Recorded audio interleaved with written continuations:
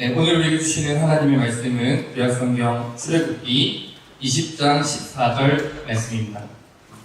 구약성경 출애굽기 20장 14절 한 절 말씀 보도록 하겠습니다. 구약성경 출애굽기 20장 14절 말씀입니다.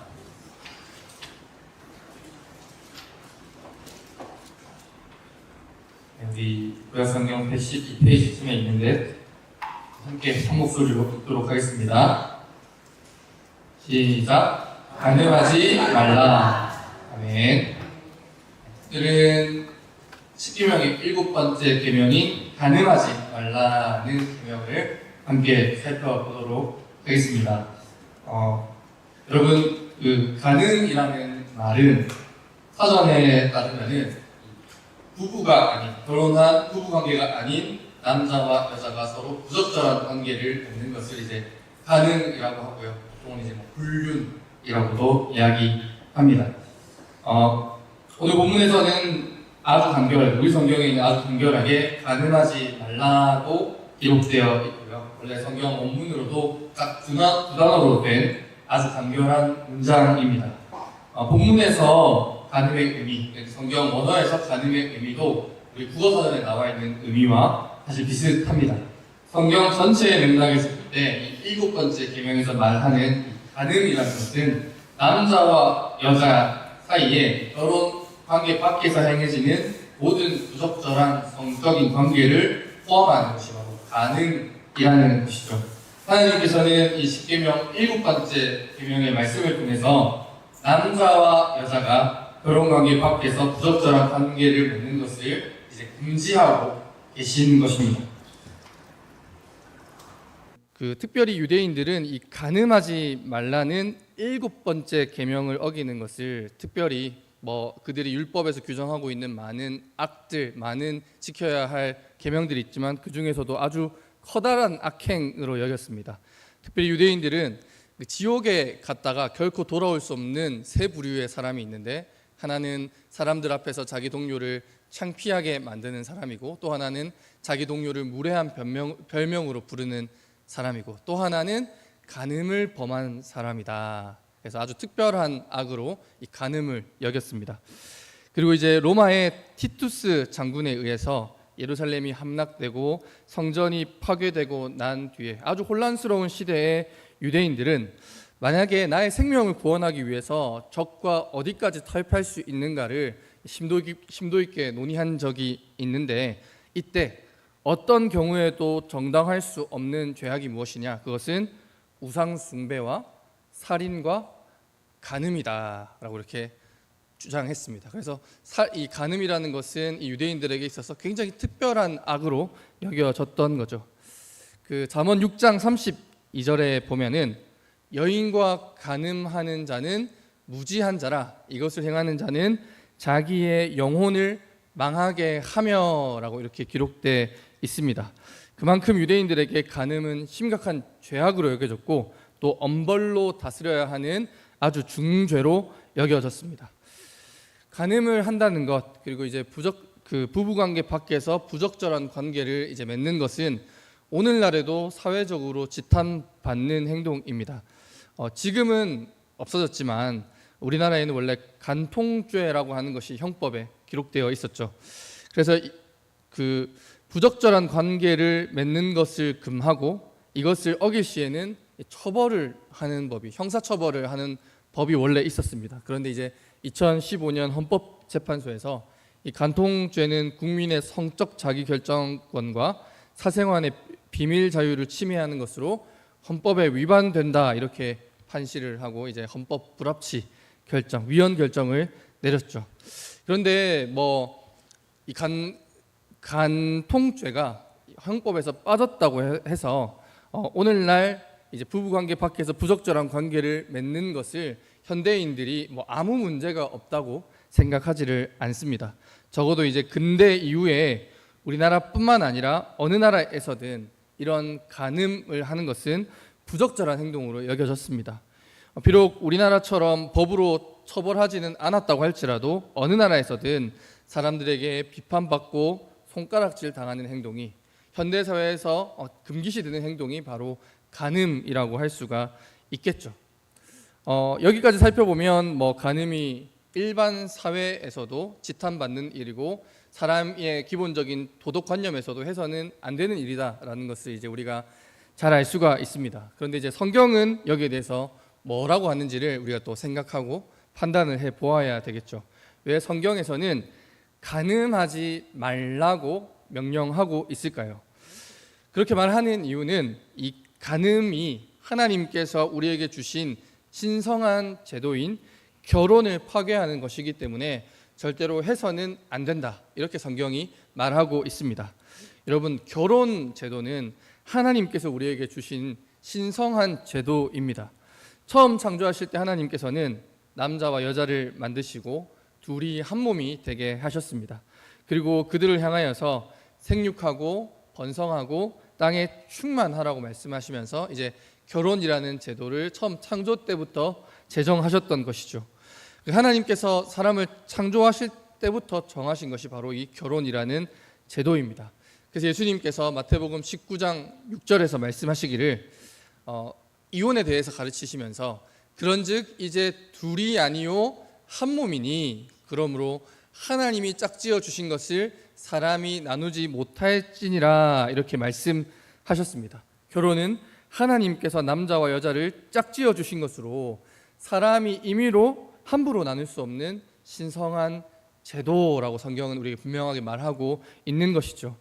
또 하나님께서는 이 결혼이라는 제도를 통하여서 하나님이 우리들의 신랑이 되시고 우리들 교회가 하나님의 언약 백성이 그분의 신부가 되는 하나님과 언약 백성 사이의 이 언약 관계를 이 땅 위에서 미리 경험하도록 하셨습니다. 호세아 2장 16절에서 20절을 보면은 하나님과 이스라엘의 관계를 무엇으로 묘사하냐면 신랑과 하나님이 신랑이시고 이스라엘이 신부라고 말하면서 결혼 관계에 빗대어서 우리와 하나님의 관계를 설명하고 있습니다. 그리고 에베소서 5장 31절에서 32절을 보면은 바울이 창세기 2장의 말씀을 인용하면서 그러므로 사람이 부모를 떠나 그의 아내와 합하여 그 둘이 한 육체가 될지니 이 비밀이 크도다. 나는 그리스도와 교회에 대하여 말하노라, 이렇게 이야기하면서 결혼 관계를 예수 그리스도와 우리 교회의 관계에 빗대어서 설명하고 있습니다. 이처럼 결혼은 신비하고 아름다우며 하나님께서 하나 되게 하신 영적인 연합이고 우린 이것을 통하여서 하나님과 우리의 관계를 이 땅 위에서 미리 경험하고 미리 알게 되는 것입니다. 그렇기 때문에 여러분, 결혼은 우리가 이 땅 위에서 살아가면서 맺게 되는 여러 가지 법적인 관계들 중에서도 특별히 아주 중요한, 아주 특별한 제도고 하나님이 우리에게 주신 신성한 제도입니다. 결혼을 통해서 하나가 된 남자와 여자는 일평생 서로 사랑하고 아껴주어야 할 책임을 가지게 됩니다. 여자는 남자를 교회가 그리스도를 섬기듯이 섬겨야 하고요, 남자는 여자를 그리스도께서 교회를 사랑하듯이 더 큰 사랑으로 아끼고 사랑해야만 합니다. 하나님께서 우리를 하나 되게 해주셨다는 것을 기억하면서 우리는 이 결혼이라는 관계를 지켜나가기 위해서 최선을 다해야만 하는 것이죠. 그런데 이 간음이라는 행위는 이런 신성한 결혼과 결혼을 통해 이루게 된 가정이라는 제도를 정말 심각하게 파괴하는 악한 행동입니다. 결혼을 통해서 하나가 된 배우자 외에 다른 사람과 부적절한 관계를 맺는 행위는 서로 간의 믿음과 신뢰를 깨트리는 행위이고 또 결과적으로는 서로의 하나됨, 주님께서 한 몸 되게 하신 것을 해치는 그런 파괴적인 결과를 가져오는 행위인 것이죠. 그런 간음이라는 행위가 이 결혼이라는 관계 속에 들어오게 되면은 하나님께서 결혼을 통해 원래 계획하셨던 거룩하고 신비한 뜻이 지켜질 수가 없습니다. 따라서 성경에서는 이런 간음 행위를 여호와 하나님 앞에서 큰 악이라고 이야기를 합니다. 성경에서 우리가 많은 예를 찾을 수 있지만 한 가지만 한번 함께 살펴보도록 하겠습니다. 요셉이 애굽으로 팔려간 뒤에 애굽의 친위 대장 보디발의 집에서 일하고 있을 때였습니다. 이 보디발의 아내가 밤낮으로 요셉을 유혹하였습니다. 사실은 그런데 이제 유혹보다는 압력이죠. 자기가 가지고 있는 갑의 위치를 이용해서 요셉에게 자기와 동침하기를 계속해서 압력을 넣고 있는 것입니다. 그렇지만 요셉은 그런 유혹과 압력에 굴복하지를 않습니다. 요셉은 자기가 보디발의 아내와 간음하는 것이 주인에게도 물론 큰 죄를 짓는 일이지만 무엇보다도 하나님 앞에서 큰 범죄를 저지르는 것임을 누구보다도 잘 알고 있었습니다. 요셉의 말인데요. 창세기 39장 9절의 말씀을 같이 한번 읽어보겠습니다. 이 집에는부터 함께 읽어보겠습니다. 시작. 이 집에는 나보다 큰 이가 없으며 주인이 아무것도 내게 금하지 아니하였어도 금한 것은 당신뿐이니 당신은 그의 아내임이라. 그런즉 내가 어찌 이 큰 악을 행하여 하나님께 죄를 지으리이까. 아멘. 보디발의 아내와 동침하는 것이 물론 주인인 보디발에게 죄를 짓는 것이지만 요셉은 자기의 관점에서 더 큰 것을 보고 있는 거죠. 내가 어찌 이 큰 악을 행하여 하나님께 죄를 지으리까. 당신과 동침하는 것은 큰 악이고 주인뿐만이 아니라 나의 창조주 되시고 나의 주인 되시는 하나님께 죄를 짓는 행동이니 나는 당신과 동침하지 않겠다라고 분명하게 거부 의사를 밝히고 있는 것입니다. 그렇기 때문에 이스라엘 백성들은 레위기 20장 10절을 보면 누구든지 남의 아내와 간음하는 자, 곧 그의 이웃의 아내와 간음하는 자는 그 간부와 음부를 반드시 죽일지니라. 이렇게 무시무시한 명령을 하고 있습니다. 간음이라는 이 악은, 하나님 앞에서의 이 큰 악은 두 사람을 끌어내어 반드시 죽여야만 하고 그렇게 하여서 공동체 가운데에서 제거해야 하는 심각하고 중대한 악이라는 것을 이스라엘 백성들이 기억하고 지켜왔던 것입니다. 또한 이제 간음하지 말라라는 계명은 모든 비정상적이고 부적절한 관계를 금하고 있습니다. 결혼 관계에서 결혼한 남녀가 다른 남녀와 성적인 관계를 하는 것, 그것뿐만이 아니라 근친상간, 그리고 결혼하지 않은 남녀 가운데 이루어지는 부적절한 혼전 관계, 그리고 이혼, 일부 다처제, 동성애와 같은 행위들을 모두 이 간음하지 말라는 계명에서 금지하고 있는 것이죠. 왜냐하면 이런 모든 행동들은 남자와 여자의 연합을 통하여서 한 몸을 이루는 하나님께서 제정하신 신성한 결혼 제도를 파괴하는 행동이기 때문입니다. 하나님께서 사람에게 주신 창조 질서를 파괴하는 행위이기 때문에 이런 행동들은 모두 간음하지 말라는 계명을 통하여서 금지되고 있는 것이죠. 여기까지 말하고 나면 누구나 다 이런 생각을 할 수가 있습니다. 살인하지 말라, 간음하지 말라, 도적질하지 말라라는 계명들이 다 마찬가지이지만 사실은 보통 일반적이고 평범한 삶을 살아가는 사람들은 간음하지 말라는 이 계명에서 말하고 있는 그 간음이라는 행위를 하지 않기 때문이죠. 나는 근친상간, 부적절한 혼외관계, 이혼, 일부 다처, 동성애 이런 것도 모두 다 하고 있지 않으니 나는 이 7번째 계명은 잘 지키고 있구나 이렇게 생각을 하는 것입니다. 여러분 어떻게 생각하십니까? 그런데 이 계명을 지키는 문제는 그렇게 간단하지가 않습니다. 우리가 이제 지난번에 6번째 계명인 살인하지 말라에 대해서 배웠는데요. 대부분의 사람들은 자기가 살인하지 말라는 이 계명은 확실하게 지키고 있다라고 이렇게 생각을 합니다. 하지만 예수님의 말씀에 따르면 형제들을 향하여 분노와 욕설을 쏟아 붓는 것도 살인하는 것이다 이렇게 말했습니다. 마찬가지로 우리가 간음하지 말라라는 이 계명을 접할 때마다 나는 이 계명은 잘 지키고 있어라고 생각할 수가 있습니다. 그런데 이 계명을 지키는 것이 간단하지 않은 이유는 예수님께서 이 계명의 진정한 의미에 대해서 말씀하셨기 때문이죠. 예수님께서는 마태복음 5장에서 음욕을 품고 여자를 보는 자마다 마음에 이미 간음하였느니라 이렇게 말씀하셨습니다. 비록 예수님께서 말씀하실 때는 남자에게만 말하는 것처럼 보이죠. 음욕을 품고 여자를 보는 자마다 이렇게 말하고 있으니까. 하지만 이것은 남자에게만 해당하는 명령이 아니라 여자들에게도 해당하는 온 인류에게 보편적으로 해당하는 그런 말입니다. 예수님 시대의 유대인들도 오늘날 우리들과 비슷하게 배우자 이외에 다른 사람과 성관계를 맺지 않는 것을 7번째 계명을 잘 지키는 일이다, 이렇게 생각을 했습니다. 따라서 결혼관계를 벗어나서 성관계를 맺지 않는다면 이 계명을 내가 완벽하게 지키고 있다라고 그렇게 여기고 생각을 했던 거죠. 하지만 예수님께서는 언제나 그렇듯이 우리 마음속에 있는 그 욕심의 문제, 욕망의 문제에까지 다가가십니다.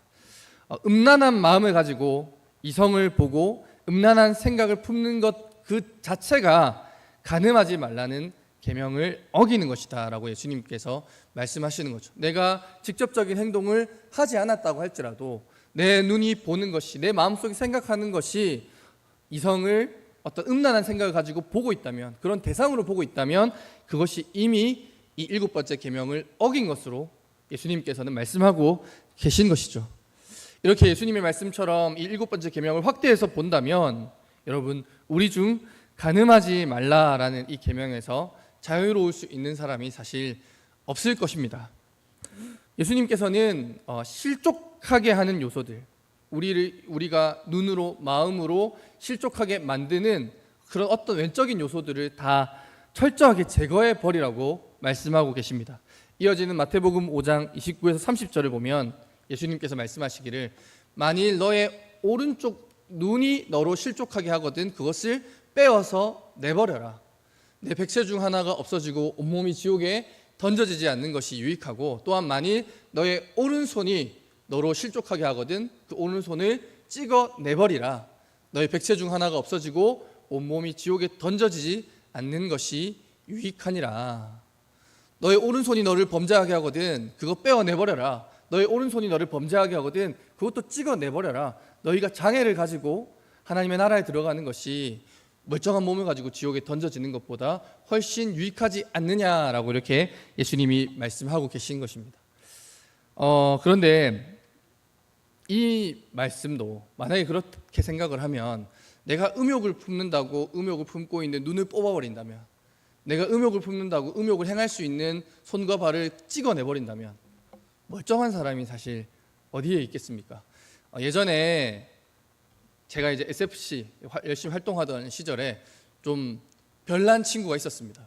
별난 친구가 있었는데 그 친구는 뭐 어떤 친구냐면, 제가 직접적으로 아는 친구는 아니고 제 친한 친구의 친구였는데, 이제 수련회를 하면은 수련회 뒤편에 보면은 이제 그 기독교 책들을 파는 뭐 그런 출판부 같은 곳이 있거든요.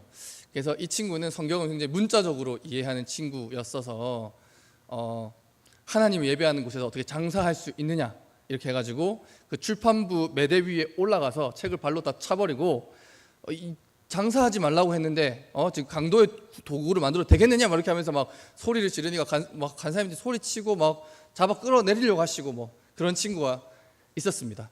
그런데 이 친구가 이 성경 말씀을 읽은 거죠. 그래가지고 그렇구나, 내가 지금 이렇게 음란한 마음을 품는 것은 내 눈이 계속 음란한 것을 보아서 그렇구나 라고 해서 어떻게 했냐면 안과를 찾아갑니다. 안과를 찾아가서, 의사 선생님, 계속해서 제가 이렇게 음란한 생각을 하는 것 같은데 성경 말씀을 따라 눈을 뽑으려고 하는데 그 수술은 어떻게 하면 됩니까? 이렇게 질문을 한 거죠. 어떤 의사 선생님도 그 말 듣고 눈 뽑아주는 의사 선생님은 없었을 것입니다. 근데 이거 진짜 있었던 이야기입니다. 음란한 마음을 먹었다고 눈과 손을 제거한다면 우리 중 온전한 사지를 가지고 살아갈 사람은 아무도 없을 것입니다. 그런데 예수님의 이 말씀은 진짜로 눈을 빼고 진짜로 손을 찍어 버리라는 말이 아닙니다. 그런데 이 친구는 미수에 그쳤지만 교부들 중에 어떤 한 사람은 자기가 음란한 생각을 계속하니까 스스로 고자가 된 사람도 있었습니다. 예수님이 말씀하고 싶으셨던 것은 우리가 그만큼 철저하고 단호하게 죄의 유혹을 끊어내버리고 우리가 음란한 생각을 품거나 죄를 지을 수 있는 그런 모든 환경들을 과감하게 정리하라는 그런 말씀인 것입니다. 내가 나의 눈이 계속해서 음란한 것을 본다면 음란한 것을 보지 않도록 나의 환경과 상황과 여건을 바꿔라. 내가 혹시나 손으로 발로 이 음란한 행위를 하려고 한다면 그런 장소를 피하라. 요셉이 그렇게 했던 것처럼 예수님께서는 그런 말씀을 하고 계신 것이죠. 따라서 예수님께서는 단순히 간음하지 말라는 계명을 어기지 않는 것보다 더 높은 기준을 자기의 백성들에게, 제자들에게 제시하고 계신 것입니다. 우리의 마음과 생각조차 변화되어서 악한 마음과 음란한 생각을 끊어내버리라고 예수님은 지금 우리들을 향하여 명령하고 계시는 것입니다. 그렇게 하면서 세상과 똑같이 살지 말고 세상과 구별된 삶을 살아가야만 한다고 우리에게 요구하고 계시는 것이죠. 여러분, 우리가 살아가는 세상은 이 7번째 계명에 순종하며 살아가기가 너무나 힘든 세상입니다. 예수님 당시의 사람들은 음란한 눈으로 범죄하지 않기 위해서 그런 장소만 피하고 여자가 있는 곳을 피하고 남자가 있는 곳을 피하고 그렇게 하면 됐지만 오늘날에는 마음만 먹으면은 손가락만 몇 번 움직이면 음란한 것들을 볼 수 있고 음란한 것들을 생각할 수 있는 그런 시대를 우리가 살아가고 있죠. 그리고 인터넷을 돌아다니다가 보면은 성을 상품화해서 우리를 유혹하는 온갖 부정적인 매체와 광고들을 우리가 손쉽게 접할 수가 있습니다. 또 우리가 자주 접하는 유명인들이나 연예인들의 말들, 그리고 그 사람들이 매력적으로 등장하는 온갖 매체들이 이 간음에 대한 우리들의 기준을 계속 낮은 곳으로 끌고 내려가고 있습니다. 요즘은 이제 결혼 관계 밖에서 이루어지는 어떤 불륜이나 잘못된 관계들을 아름답게 묘사하는 그런 매체나 드라마들이 사실은 우리가 마음만 먹으면 얼마든지 볼 수가 있죠. 그렇게 해서 점점 우리의 기준을, 세상의 기준을, 우리가 판단하는 기준들을 낮은 곳으로 계속 끌어내려가고 있는 것입니다. 이제 우리와 우리의 자녀들은 결혼의 신성함을 부정하고 성경이 간음으로 규정하는 온갖 종류의 부적절한 행동이나 관계들에 대해서 사실 무방비로 노출되어 있습니다. 이런 것들이 우리를 언제든지 넘어뜨리고 우리 안에 있는 그런 음욕을 충동질해서 우리를 간음하게 만들 수가 있습니다. 우리는 이런 매체들로부터 우리 자신을 지키고 우리 자녀들을 지키기 위해서 끊임없이 자기를 돌아보고 우리와 우리 자녀들의 클릭과 대중매체 이용을 절제하거나 분별할 수 있도록 노력해야만 됩니다. 그리고 성경이 말하는 올바른 결혼은 무엇이고 또 올바른 가정은 무엇인지에 대해서도 항상 우리가 배우고 생각하고 있어야만 합니다. 그런데 우리의 연약한 의지와 절제력을 가지고는 사실은 이것을 잘 하기 어려울 때가 많습니다. 여러분, 성경 속 많은 믿음의 사람들도 간음의 유혹을 이겨내지 못했습니다. 여러분, 위대한 왕 다윗, 여호와 하나님께서 칭찬하셨던 모든 왕의 기준이었던 그 다윗 인생의 가장 큰 오점들 중에 하나가 무엇이었습니까? 바로 밧세바를 범한 사건 아니었습니까? 그렇기 때문에 여러분, 우리는 간음의 유혹을 이길 수 있다고 과신하지 말아야 되고 우리의 인내력과 우리의 절제력, 우리가 가지고 있는 판단력에 대해서 절대로 맹신하지 말아야만 합니다.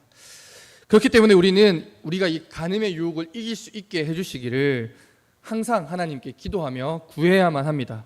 여러분, 우리는 간음하지 말라고 명령하신 이 계명에 우리가 순종할 수 있도록 끊임없이 하나님 앞에 기도하고 엎드려야만 합니다. 우리 힘으로는 밀려 들어오는 파도 속에서 우리 자신을 지킬 수가 없습니다. 이 세상 가운데 거룩함과 정결함을 지켜나가는 주님의 백성들이 될 수 있게 허락하여 달라고 간절하게 우리가 매일같이 하나님께 기도해야만 하는 것이죠.